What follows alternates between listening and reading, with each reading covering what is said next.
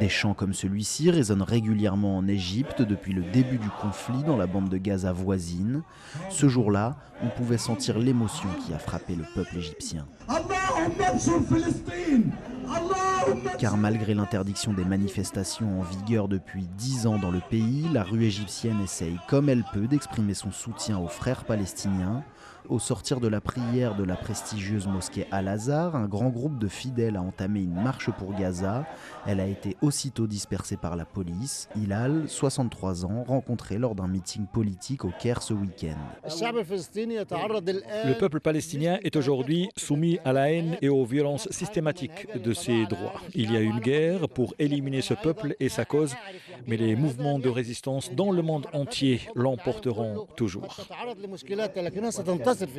Si le président Al-Sisi dénonce fermement les bombardements israéliens et réaffirme chaque jour son soutien aux Gazaouis, sa ligne est très claire. Il l'a rappelé lors d'un discours devant les forces armées.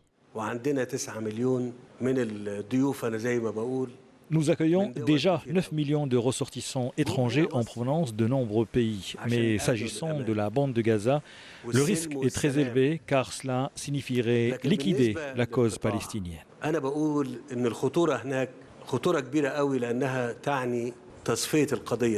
La sécurité nationale est la priorité numéro 1 du régime. La crainte est forte de voir des camps s'installer durablement dans le Sinaï, comme ce fut le cas dans l'histoire au Liban, en Jordanie ou en Syrie. Martin Dumas-Primbaud, Le Caire, pour Médien.